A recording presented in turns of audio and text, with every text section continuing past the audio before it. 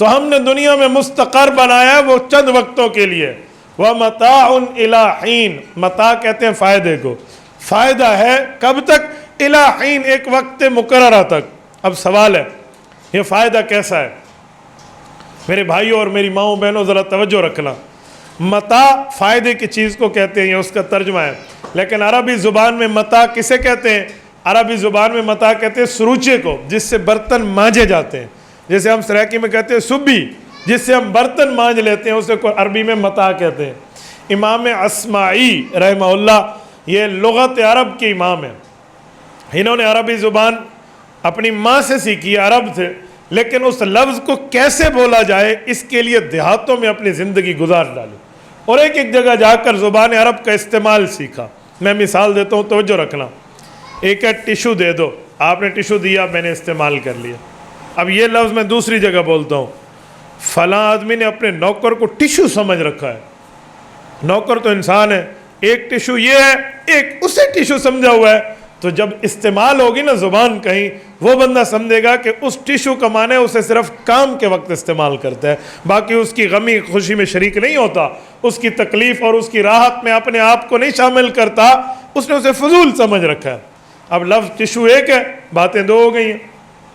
اب ایک بات میں مزید اور کہتا ہوں آپ کے سامنے، اسپیکر ٹھیک کر دیں بھائی سانول. میں نے کہا تو اسپیکر سے مراد یہ اسپیکر ہے، اور یہی اسپیکر کا لفظ ہم قومی اسمبلی میں بولیں تو ادھر یہ اسپیکر نہیں ہوگی، وہ ایم این اے ہوگا جو سب کو کنٹرول کر رہا ہے. اب ایک لفظ ہے، کئی مطلب ہے. یہ کب سمجھ آتے ہیں؟ جب زبان بولنے والوں میں بندہ ٹھہرے. میں ایک مثال دیتا ہوں. مجھ سے کسی نے کہا مولانا ٹائم کتنا ہے؟ میں نے کہا جی اس وقت 11:50 ہو رہے ہیں. تو آپ کہیں گے ہمارے پاس گھڑی ہے. میں نے کہا جی ہاں. ایک اور بات ہے، مولانا اجاز صاحب کے پاس ایک آدمی جھوٹی حدیث لکھے ہوئے آ گیا کہ مولانا یہ کتاب سے دیکھ کے بتائیں. مولانا نے کتاب دیکھی تو وہ نہیں تھی، وہ جھوٹ تھا. تو مولانا نے کہا یہ گھڑی ہے، گھڑی ہوئی ہے. تو اب ادھر گھڑی کا معنی یہ ہے، ادھر گھڑی ہوئی کا معنی جھوٹ ہے. تو بات میں فرق ہو گیا نا. تو میرے بھائیوں اسی طرح کب پتہ چلتا ہے؟ جب بندہ بولنے والوں میں رہتا ہے. تو امام اصمعی قرآن کریم کے علوم سمجھنے کے لیے عربوں میں جا کر دن رات گزارتے، ان کے استعمال کے طرز کو دیکھتے کہ یہ لفظ یہ کیسے بولتے ہیں، کس پیرائے میں بولتے ہیں، پھر اس کو سمجھتے. یہ میرے خیال میں بات ہوگی 1998 کی میں بات کر رہا ہوں. میری جماعت میں 4 ماہ لگ رہے تھے، غالباً ثالثہ اس وقت ہم نے حضرت استاد جی مولانا عبداللہ صاحب رحمہ اللہ سے پڑھا تھا. تو جب عرب جماعت میں ہماری تشکیل ہوئی نا تو تنزانیہ کے شیخ محمد یعقوب یا ایوب تھے، یہ ہمارے ساتھ تھے. تو ہم جماعت میں غالباً یہ بورے والا میں ہماری تشکیل تھی، غالباً بورے والا یا خانے وال. یہ میں آج سے 22-23 سال پہلے کی بات کر رہا ہوں. تو میری ایک عادت ہوتی، میں عربی ان سے سیکھتا، پڑھتے تو تھے، اب بولنے کا طرز ان سے سیکھتا. اور بعض اوقات سکھانے اور سیکھنے کا عمل کبھی مذاق میں بھی چلا جاتا. وہ یہ کہ جب میں نے قدرت حاصل کر لی نا کہ یہ لفظ یوں بولتے ہیں، یوں بولتے ہیں، مجھے سمجھ آ گیا اللہ کرم سے. تو غصہ کیسے کرتے ہیں، غصے کے جواب میں غصے کا جواب کیسے ہوتا ہے، یہ عام بندہ تو نہیں سمجھا سکتا جب نارملی حالت بیٹھے. تو اس وقت بچپنا تھا تو ہم ایک کوشش کرتے، 2 ہمارے عربی دوست تھے نا، ہم ایک کو جا کے کہتے ان فلان قد قال فیک ہکذا، فلاں بندے نے تیرے بارے میں یوں یوں کہا ہے، یعنی اس کو چھیڑنے کے لیے تاکہ یہ اس کے پاس جائے اور اس کو غصہ کر کے اس سے بات کرے. وہ اٹھتا اور اسے کہتا تو نے میرے بارے میں ایسے کہا. تو وہ جو غصے میں ایک دوسرے کو کہتے نا، ہم نے کاپی پین اٹھا رکھا ہو تو پھر ہم لکھ لیتے کہ اچھا یہ لفظ جو ہے نا غصے میں اس کے بولنے کا انداز یہ ہے، یہ ایک زبان کا طرز ہوتا ہے. تو امام اصمعی ایک مرتبہ تحقیق کے لیے کہ قرآن کریم میں لفظ ہے متاع الی حین، متاع قلیل، دنیا ایک فائدہ ہے، تو یہ کیسے استعمال ہوتا ہے، کیسا فائدہ ہے. 15 سال اس بندے کے لگے. وہ ایک جگہ دوسری جگہ تیسری جگہ رہتے رہے.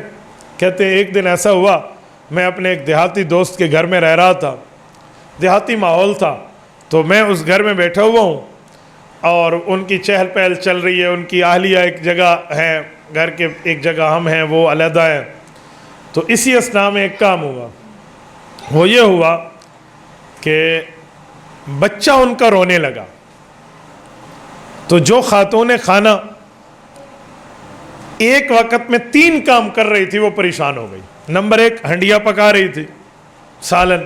نمبر 2 کچھ برتن بھی مانج رہی تھی کہ یہ صاف ہو جائیں گے پھر میں کھانا کھلاؤں گی، اور بچہ سو گیا تھا، اس سے بے فکر ہو گئی تھی کہ بچے کو پالنا پوسنا کچھ ٹائم کے لیے ختم ہو گیا، تو وہ برتن مانجنے بیٹھی۔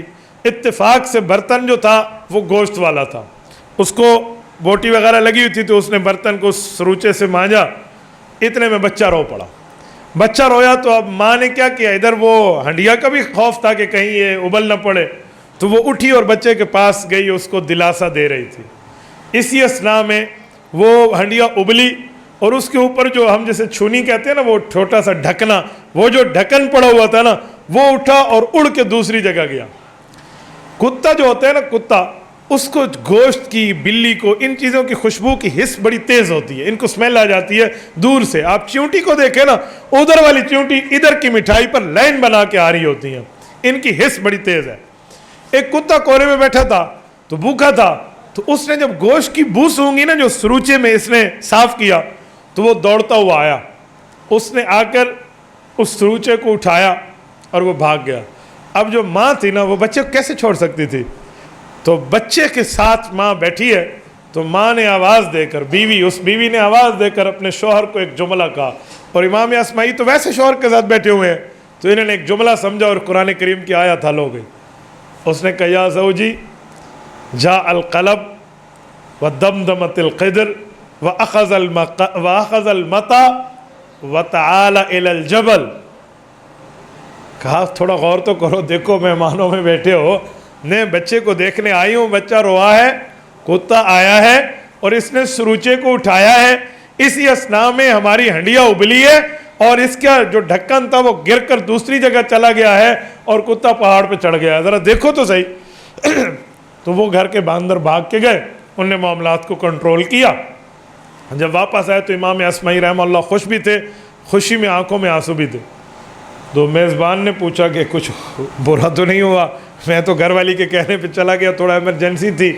کہا جی نہیں۔ کہا اتنے سالوں کے بعد آج 2-3 آیات حل ہو گئے۔ وہ کیسے؟ کہا میں آیات قرآنی کے بارے میں بڑا فکر مند رہتا ہوں اور ان کی تحقیق کرتا رہتا ہوں۔ پورے قرآن میں ایک جگہ رباعی مجرد کا صیغہ اس لفظ میں استعمال ہوا ہے، فَدَمْدَمَ عَلَيْهِمْ رَبُّهُمْ بِذَنبِهِمْ فَسَوَّاهَا، کہ اللہ پاک نے ان پر ایسا عذاب ڈالا کہ یہ قوم جو خدا اور رسول کی نافرمانی تباہ و برباد ہو گئی۔ یہ قوم صالح کی بات ہے، سورۃ شمس میں ہے، یہ سورت نمبر 90 ہے، اس کی پارہ نمبر 30 کی۔ تو فَدَمْدَمَ عَلَيْهِمْ رَبُّهُمْ، اس کا معنی ہوتا ہے اللہ نے عذاب دیا۔ تو کہا عذاب کیسے دیا؟ کہ آج مجھے سمجھ آ گیا، آپ کی گھر والی نے جو دمدمت القدر کا لفظ بولا نا، کہ یہ جو ہے نا ہنڈیا ابلی ہے، تو پتہ چلا ان پر عذاب اوپر سے بھی آیا تھا اور نیچے سے بھی آیا تھا، دونوں طرف سے وہ تباہ ہوئے تھے۔ تو دمدمہ کا اصل معنی اندر سے حرارت پیدا ہونا اور چیز کا بلاسٹ ہو جانا۔ دوسرا کا متاع الی حین، قرآن کہتے ہیں وَلَکُمْ فِیہا مُسْتَقَرٌّ وَمَتَاعٌ الی حین، آپ کے لیے دنیا میں ٹھکانہ ہے اور ایک وقت کا فائدہ ہے۔ تو فائدہ کیا ہے؟ تو آج مجھے سمجھ آیا کہ اخذ المطا وتعال الی الجبل، کہ وہ آیا اور یہ پہاڑ پہ چڑھ گیا یہ سروچا لے کر۔ تو اللہ نے جو متاع فرمایا ہے، اس کو سروچے کو، اسے فائدے کی چیز کہتے ہیں، کہ یہ نہ ہو تو برتن مانج پورے انداز پہ نہیں سکتے، کہ دنیا کی حیثیت اتنی ہے جتنی ایک سروچے کی ہے۔ میرے سامنے منظر آ گیا میرے دوستو۔ تو متاع الی حین، یہ بھی ہمارے لیے ایک وقت مقررہ تک فائدہ ہے، اور اس فائدے کا انداز یہ ہے جو سبی اور سروچا ہے، اور ہم نے دنیا کو اصل سمجھ لیا ہے۔ دنیا اصل نہیں ہے، دنیا ہمیشہ کی جگہ نہیں ہے۔ تبارك الذي نزل الفرقان على عبده ليكون للعالمين نذيرا